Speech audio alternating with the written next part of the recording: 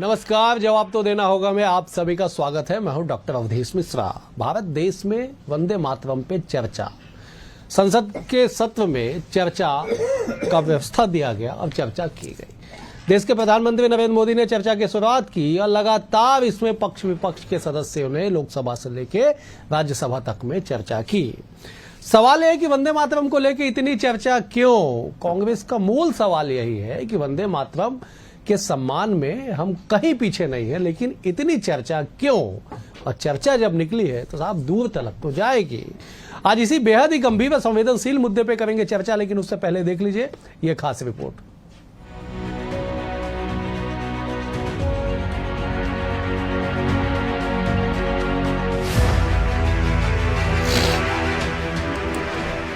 लोकसभा में सोमवार को शुरू हुई बहस ने ऐसा तूफान उठाया कि मंगलवार को राज्यसभा भी उसी लहर में बहने लगी। जिस वंदे मातरम ने आजादी के दौर में हर भारतीय की धड़कनें तेज कर दी थी, जिसके सुर पर क्रांतिकारी हंसते हंसते फांसी के तख्ते पर चढ़ गए थे, आज वही गीत नेताओं की जुबान पर आते ही राजनीति की दुकानों में तौला जाने लगा है।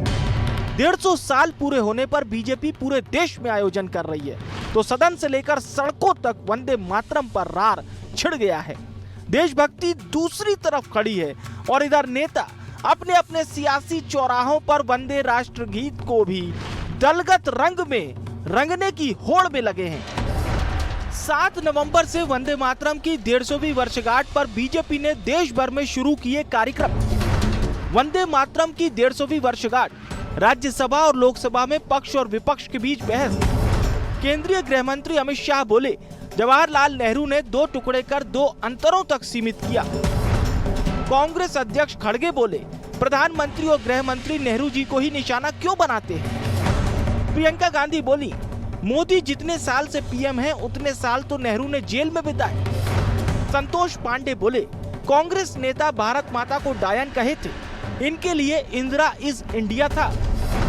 पीसीसी चीफ दीपक बैज बोले, भारतीय जनता पार्टी सबको देशभक्ति का पाठ पढ़ाना बंद करे। वंदे मातरम पर शुरू से ही कुछ मुस्लिम समुदायों को आपत्ति हुई, फिर बना सियासत का मुद्दा।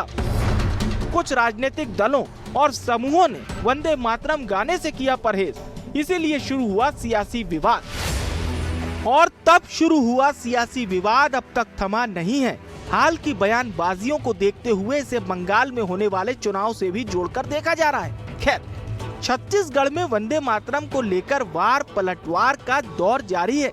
एक तरफ बीजेपी सांसद संतोष पांडे सदन में कांग्रेस पर बरस रहे हैं, तो दूसरी तरफ PCC chief Deepak Baij BJP को नसीहत दे रहे हैं। जिनके नेता ने भारत माता को डायन कहा था और एक इनके नेता जो राष्ट्रीय अध्यक्ष थे कांग्रेस के, देवकांत बरुआ, जिन्होंने कहा था Indira is India, Indira is India और इंडिया इज इंदिरा। यदि इनके लिए कोई भारत माता है तो वही है जो इंदिरा गांधी थी। आप इनके भाव को समझ सकते हैं। लोकसभा में वंदे मातरम को लेकर बड़ा गुणगान कर रहे थे। ऐसा कौन सा भारतीय जनता पार्टी के कार्यक्रमों में वंदे मातरम का गीत गाया जाता है? कोई वीडियो फुटेज है तो भारतीय जनता पार्टी सार्वजनिक कर दे। कुल मिलाकर वंदे मातरम को आजादी ने और ऊंचा किया, लेकिन अब नेताओं ने वंदे मातरम को सियासत में घसीट लिया। बीजेपी बड़े दावे कर रही है तो कांग्रेस भी इतिहास की ढाल पकड़े बैठी है। इसे क्या मानना चाहिए?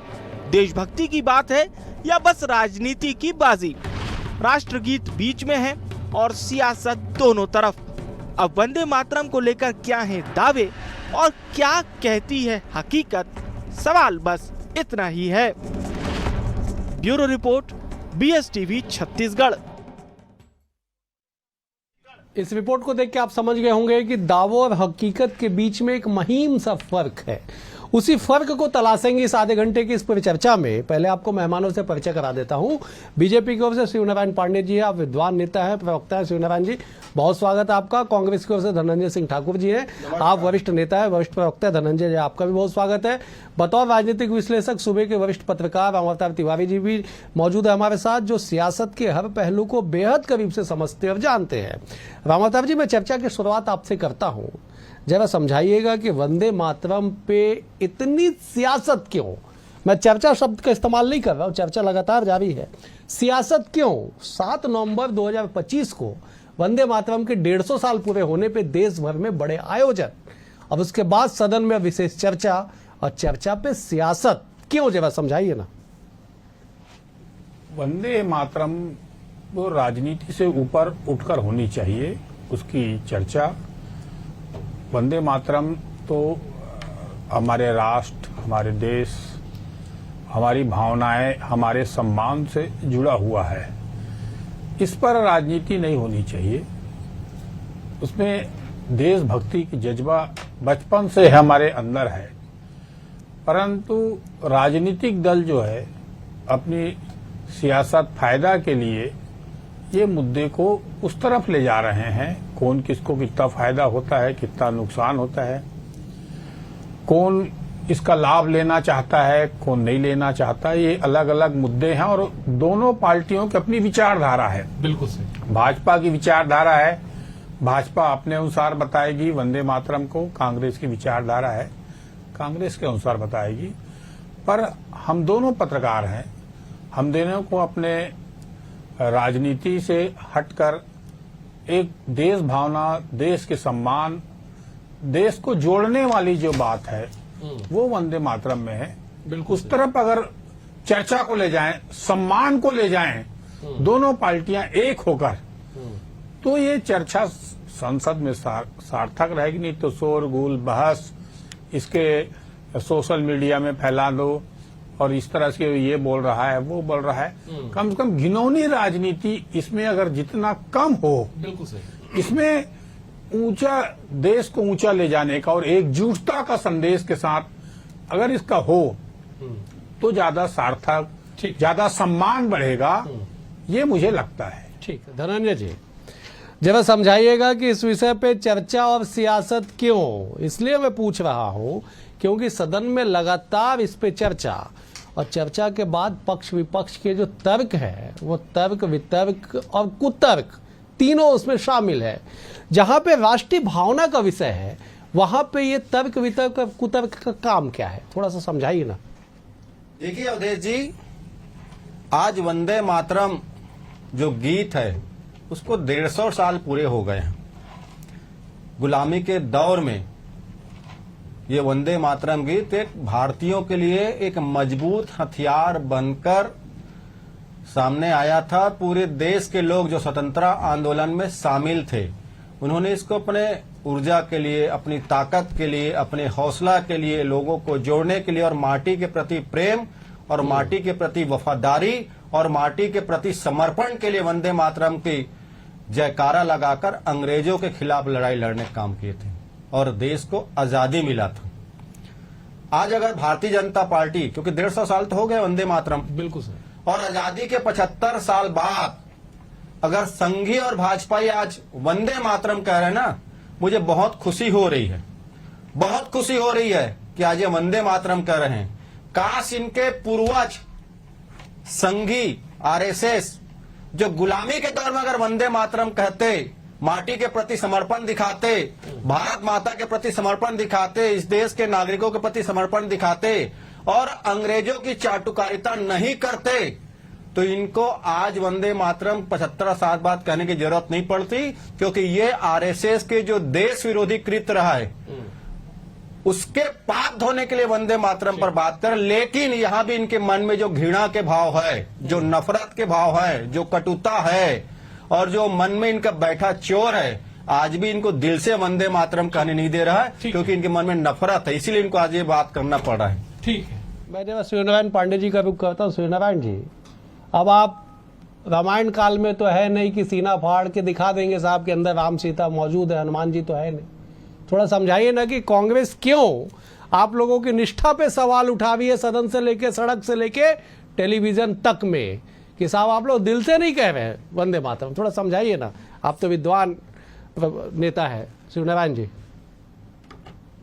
परिवार की गुलामी में कांग्रेस चली गई है। अगर इतने लंबे इतिहास की बात करें तो इनकी जो स्थापना है कांग्रेस की, एओ ह्यूम ने की थी, एक ब्रिटिशर ने की थी।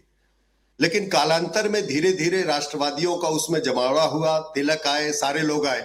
और जहां तक आरएसएस की बात करते हैं 1925 से नमस्ते सदा वत्सले मातृभूमि, इसको हम मातृभूमि मानते हैं। इस राष्ट्र का उद्भव 1947 में हुआ, यह कांग्रेस का मानना हो सकता है। हम तो वैदिक काल से इसको जो है अपनी मातृभूमि मानते हैं।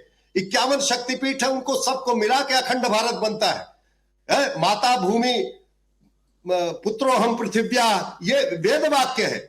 और हम निरंतर जो है 1925 से राष्ट्र आराधन कर रहे हैं। हमारे संघ के संस्थापक वो कांग्रेस के अधिवेशन में जो है शामिल हुए। कांग्रेस एक मंच बना आजादी का, लेकिन चोरी तो इन्होंने की कि कांग्रेस पार्टी को नेहरू ने चोरी करके अपनी राजनीतिक पार्टी बना लिया, जबकि वो राजनीतिक मंच था। सभी विचारधारा के लोग उस मंच से देश की आजादी की लड़ाई लिए। ये जो अभी गांधी फैमिली है, ये इसकी मोनोपोली हो गई। और ये जो है इस प्रकार से चाहते हैं। आखिर बताइए कि आजादी के बाद उस राष्ट्रगीत को, जो कि हमारे सनातन राष्ट्र है और सनातन राष्ट्र की आराधना में जो बंकिम चंद्र ने इसकी रचना की थी, उसको जो है ये खंडित क्यों कर दिया? देश को तो खंडित किया ही, राष्ट्रगीत को भी खंडित किया। इनको खंड खंड होना ज्यादा पसंद है। ये हमको जो है मोहब्बत की दुकान में ले जाने की कोशिश कर रहे हैं। इनकी मोहब्बत की दुकान हमेशा खंड खंड करने वाली रही है। आज भी विघटनकारी तत्वों से इनका जिस प्रकार से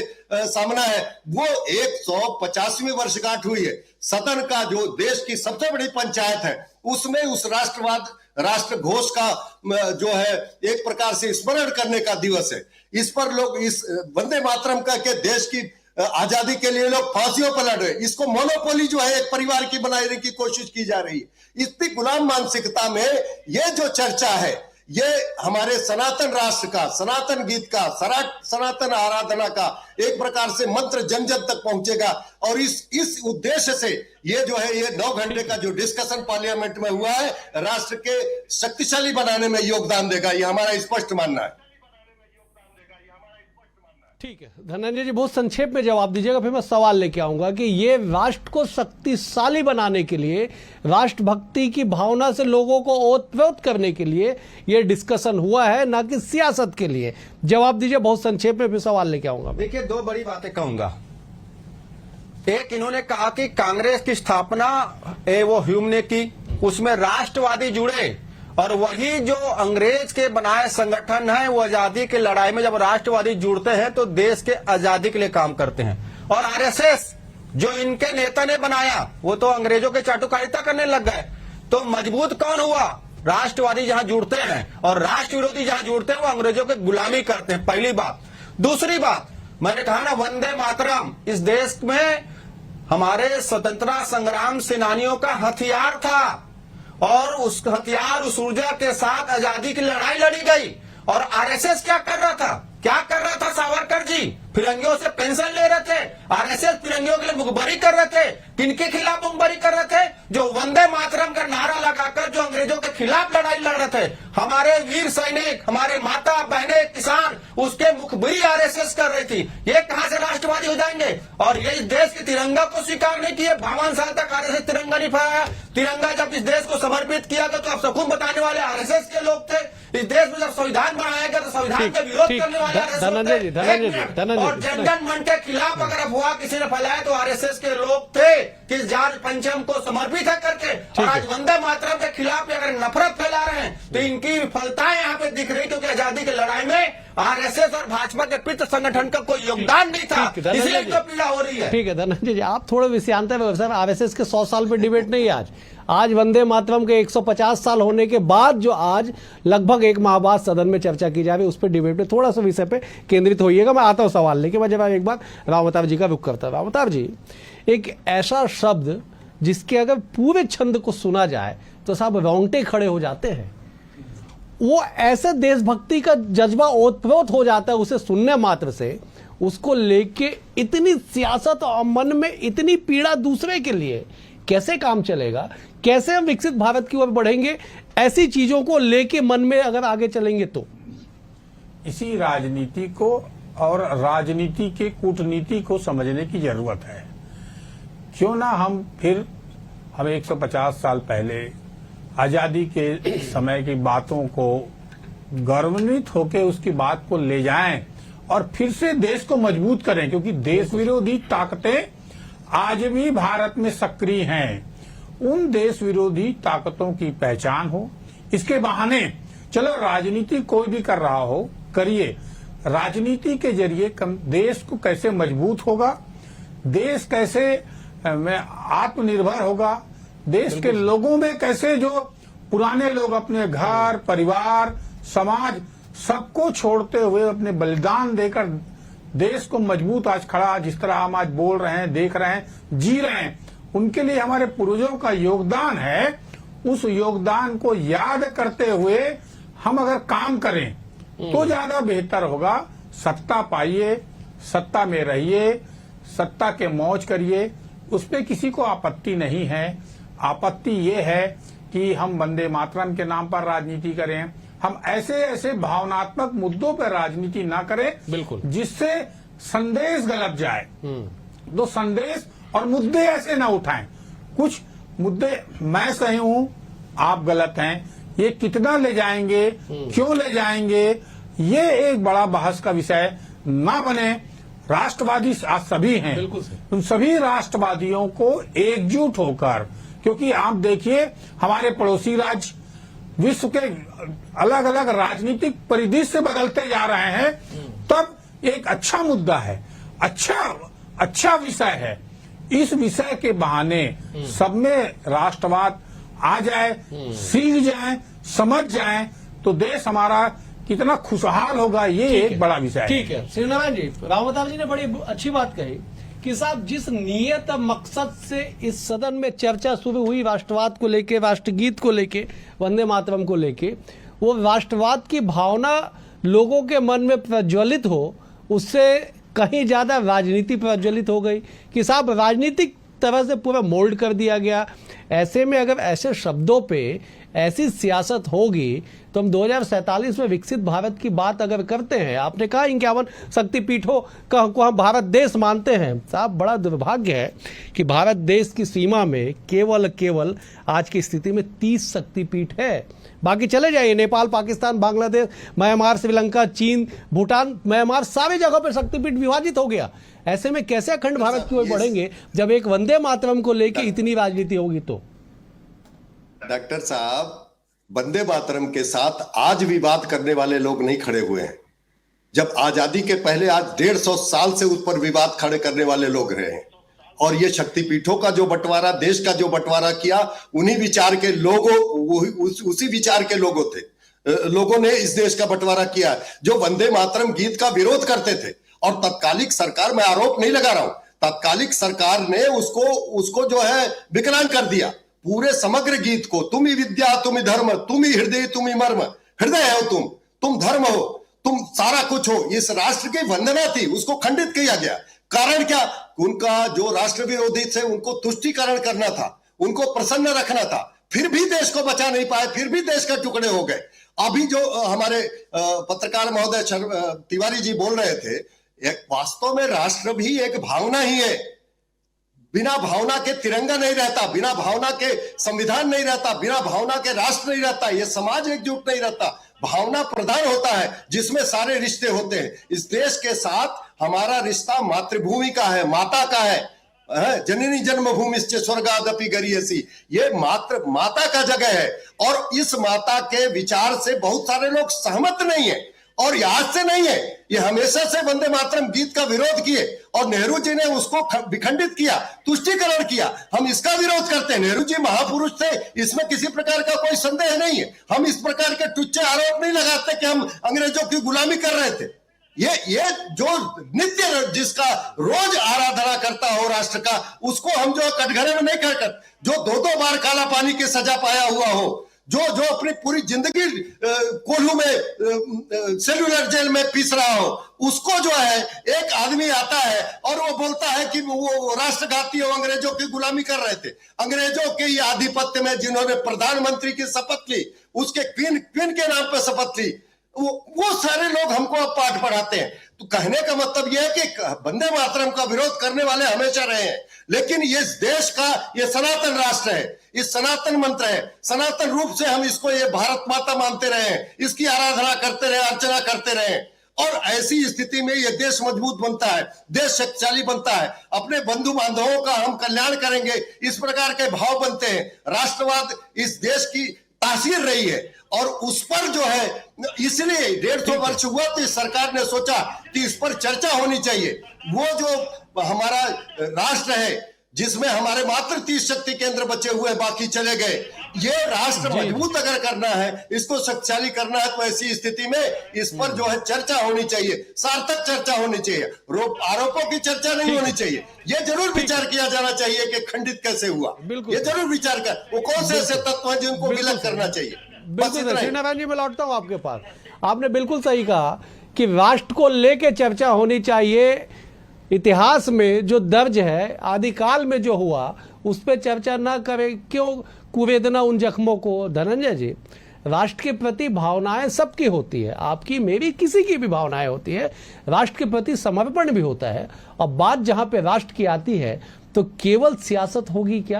राष्ट्र के प्रति उत्तरदायित्व तो क्या हमारा नहीं है? किसी भी दल के लोग हो, आप कांग्रेस के रिप्रेजेंटेटिव हैं, किसी भी दल के लोग हो, राष्ट्र की बात जहां पे आएगी, विदेशी ताकतें जहां पे हावी होने की बात हो, वहां पे अगर सदन में राष्ट्र की भावनाएं बहती हो तो वहां पे सियासत क्यों मंजूर किया जाएगा? थोड़ा सा समझाइए ना, और क्यों आगे इस पे सकारात्मक की ओर ना बढ़ा जाए? ये तो काम नरेंद्र मोदी जी का, देश के प्रधानमंत्री हैं, उनका काम है कि अगर सदन में कोई चीजें चर्चा हो रही, इसमें सकारात्मक चर्चा हो। अगर आप हम पे आरोप लगाएंगे, एक आरोप लगाएंगे तो 10 आपके पोल हम खोलेंगे। ये कह रहे थे ना कि Bharatiya Janata party RS राष्ट्रभक्त party है।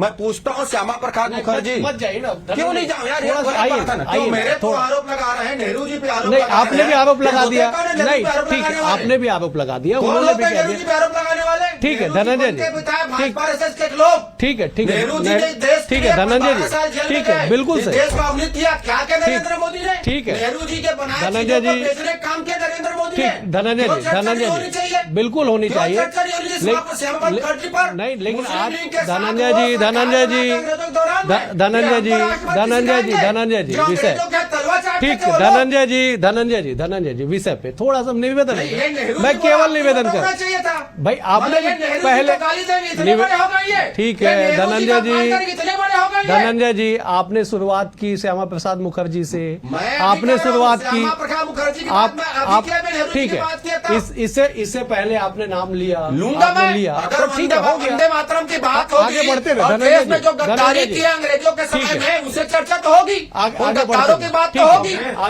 आगे बढ़ते धनंजय जी, अवधेश। एक मिनट रामदास जी, धनंजय जी आप कंप्लीट कर ली। कुछ सकारात्मक संदेश हो राष्ट्र के नाम। सकारात्मक संदेश नरेंद्र मोदी जी को देना चाहिए। देश के प्रधानमंत्री है, 150 साल में अगर वंदे मातरम पर चर्चा कर रहे हैं, स्वागत योग होने बात चाहिए। नेहरू जी पे आरोप लगा के नरेंद्र मोदी जी कई बड़े नहीं हो सकते। देश देख रहा है कि नरेंद्र मोदी जी ने 11 साल में नेहरू जी के बनाए कितने संस्थानों को बेचा है, ठीक है। नेहरू जी के बनाए कितने चीजों को नष्ट किया है, अपनी तो उपलब्धि बता नहीं पा रहे हैं। नेहरू जी पे आरोप लगा के नरेंद्र मोदी जी का छुप जाएंगे क्या? मैं जवाब जनता ले समझदार है। ठीक, मैं जवाब ले लेता श्रीनारायण जी, उम्मीद है साहब की सकारात्मकता की ओर आगे बढ़ाएंगे आप इस डिबेट को, क्योंकि समापन का वक्त है। बहुत संक्षेप में जवाब दीजिएगा। अपनी लकीर बड़े करने के बजाय कांग्रेस कह रही है कि आप नेहरू जी की बातों को कुरेदते हैं, जवाब दीजिए। नहीं नहीं नहीं नहीं नहीं नहीं नहीं नहीं नहीं हम जो है, नेहरू जी देश के प्रथम प्रधानमंत्री थे, उनके देश के विकास में योगदान है। अब प्रसन्न हो जाइए। वास्तव में मामला यह है कि हर महापुरुष भी अपने जीवन काल में कोई न कोई गलती करता है और उसमें बहुत सारे लोग हो सकते हैं, और वो गलतियों को अगर राष्ट्र के विकास के लिए, राष्ट्र की जरूरतों के अनुसार अगर हम सामने लाते हैं, क्योंकि इतिहास से सबक लिया जाता है। इतिहास निंदा का वस्तु नहीं होती, जो हुआ है वो सत्य हुआ है। आप बताइए कि वंदे मातरम की जब चर्चा होगी तो ये होगा ना कि उसके सिर्फ दो स्टेंजा जो है हमने क्यों रखा, तो ये विचार का विषय होता है। मैं रामाताब जी के पास जाता। रामाताब जी 10 सेकंड में कंक्लूड कीजिएगा। इतिहास निंदा का विषय नहीं, उससे सबक लेने का विषय होना चाहिए। कैसे ये देश राष्ट्रवाद की ओर आगे बढ़े, 10 सेकंड में मुझे समाप्त करना है। गड़े मुर्दे उखाड़ने से एक वैमनस्यता एक अंदर बढ़ेगी। इस महत्वपूर्ण विषय पर आज भी सकारात्मक तरीके से चल के देश को मजबूत करने, विकास करने के जो उनके सपने थे, जिसके कारण वो मर मिटे, उन लोगों को याद करिए। अपनी गद्दी और अपने दल, अपने उससे ऊपर उठकर इस चर्चा को ले जाएं, तो ये सार्थक बस होगी। चलिए, आप तीनों मेहमानों का बेहद शुक्रिया। रामावतार जी आपका शुक्रिया, धनंजय जी आपका शुक्रिया, शिवनारायण जी आपका भी बहुत बहुत शुक्रिया। कुल मिला के ये कि रामावतार जी ने जिस बात को कहा कि आप बात अगर राष्ट्र की है तो आप दल, पार्टी विशेष, सत्ता, विपक्ष सबसे ऊपर हटके राष्ट्र की बात करेंगे तो ही राष्ट्र निर्माण संभव हो पाएगा, जो सपना एक आम भारतवासी का है। फिलहाल आज के लिए इतना ही। कल एक और विषय के साथ होगी मुलाकात। बने हुए BSTV के साथ। नमस्कार।